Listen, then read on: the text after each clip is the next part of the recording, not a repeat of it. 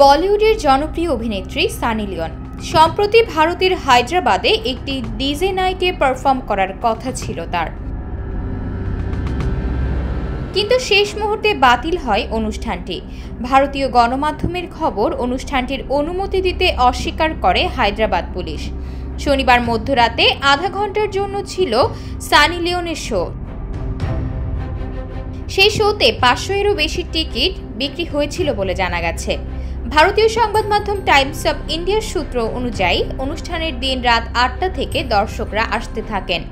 অনুষ্ঠানটি যাতে না হয় সেজন্য 100 জন পুলিশ সদস্যের একটি টিম সেখানে হাজির হন। মূলত পুলিশ অনুমতি না দেওয়া সত্ত্বেও আয়োজকরা অনুষ্ঠানের প্রস্তুতি সম্পন্ন করেন, এ কারণে বাতিল করা হয়েছে শোটি। পরবর্তীতে আয়োজকদের পক্ষ থেকে ভক্তদেরকে একটি বার্তা প্রকাশ করা হয়, স্বাস্থ্যজনিত সমস্যার কারণে সানি লিওন অনুষ্ঠান করবেন না, তবে ক্লাবটি পরিকল্পনা অনুযায়ী বলিউড নাইট চালিয়ে যাবে। এই অসুবিধার জন্য ক্ষমা প্রার্থী।